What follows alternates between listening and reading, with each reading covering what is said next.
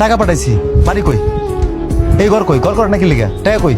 টাকা যে পাঠাইছিস, কবে পাঠাইছিস, কার কাছে পাঠাইছিস? 1 টাকা তো পাই নাই। ঘর তুলুম কি দিয়া? 1 টাকা পান নাই আব্বা? না মা 1 টাকা পান নাই? টাকা দিই নাই আমি? না পাইনি তো। সব হজম করে ফেলাইছেন খায়া, সব হজম করে ফেলাইছেন। সি সি সি সি আব্বা, আমি আমার বড় এত বোকা জোগাড় করছি শুধু আপনাকে লাগা। আপনারা বিদেশ যাওয়ার সময় আমার পারমিশন দিছিলেন, আপনাকে অনুমতি দিয়েছিলাম, কইছেন আমার বিদেশ যেতে, দেন নাই কেউ। অথচ আমার শ্বশুর 5 লক্ষ টাকা খরচ করে আমার বিদেশ পাঠাইছে। হ, এখন তো বউ আর শ্বশুরই আপন, আমরা তো কিছু লাগি না। থাক মা, আর কথা কওয়া লাগবো না। আমার লক্ষ্মী বউটা, আমি এখন বুঝতেছি আমার বউটা কত লক্ষ্মী। আমি আমার বউর শাসাইছি আপনাকে লাগা। আমি চলে গেলাম ওখানে, আমি উঠলাম না এই বাড়িতে। থাকেন আপনারা।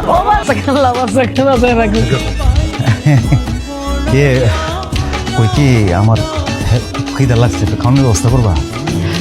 তুমি ঘরে আসো, আমি ভাত বেড়ে খাওয়াইতেছি। আসো আসো। মামাই কতক্ষণ আর এনে খাড়াই থাকবা? এত অস্থির কেন? ঘরে চলো, শরবত খাও, ঠান্ডাও, তারপরে কথা হইব। এত অস্থির কিছু নাই, চলো ঘরে চলো। তাই কইতেছি কি, তুমি কিন্তু কাগজপত্র নিয়ে আব্বার লগে কোনো কথাই কইতে যাইও না, তাহলে কিন্তু তুমি আব্বার কাছে ছোট হয়ে যাবা।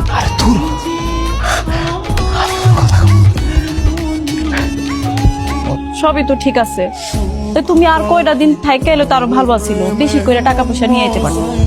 ও বিদেশের কষ্ট আর বাংলা পরিশ্রম সহ্য হয় না, খুব কষ্ট। আরে শ্বশুর বাড়ি ঘর বানাইছে, এনে কারণের কি আছে? আর শ্বশুর বাড়ি মানে কি? আমার বইয়ের বাপের বাড়ি। তো আমার বইয়ের বাপের বাড়ি কি আমার কি পর নাকি? কেউ ওরা তো আমার আপন না। আমার নিজের টাকা খরচ করে আমার শ্বশুর বাড়িতে বাড়ি করছি, তো সমস্যা কোন জায়গায়? আরে ভাইজান, তুমি রাগ করো কেন? আমি তো খারাপ কিছু কই নাই, আমি তো জানবার চাইলাম। তোমার বাপে খায় শাক বইসা, আর তুমি তোমার বাপের না দেখা দেখতেছো শ্বশুর বাড়ির মানুষজন। হ্যাঁ, শ্বশুর বাড়ি ঘর বানাইলা, তুমি কি এখন শ্বশুর বাড়ি ঘর জামাই থাকবে নাকি? আশ্চর্য বিষয়, ঘর জামাই থাকার বিষয়টা আসলো কোথা থেকে? আমার নিজের টাকা করা ঘর, আমি ওখানে থাকতেছি, এটা ঘর। হ্যাঁ জহির, বাজার বৌমার লয়া তুই বাড়ি চলে আয়। এমনি আমার বউটারে জ্বালায় জ্বালায় মারছো তোমরা, এখন আবার লইয়া যায়, আবার জ্বালাও না?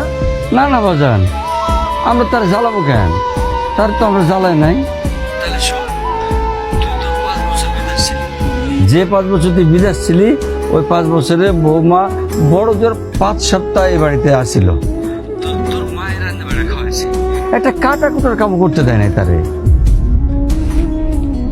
কি কইলেন এটা আপনি?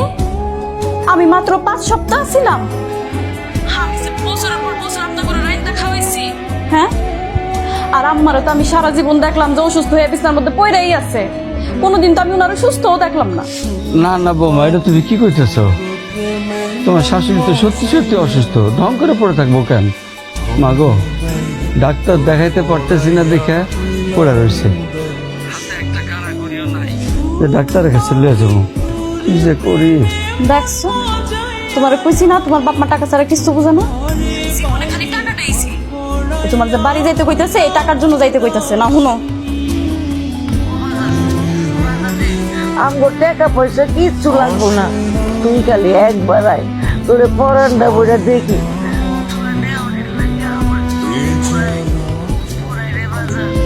এমন পাশা নইলি কেন বাজান তুই? আমার এটা কোন লাগবো না, আমি আমার বাড়িতে আছি, আমার জায়গায় আছি।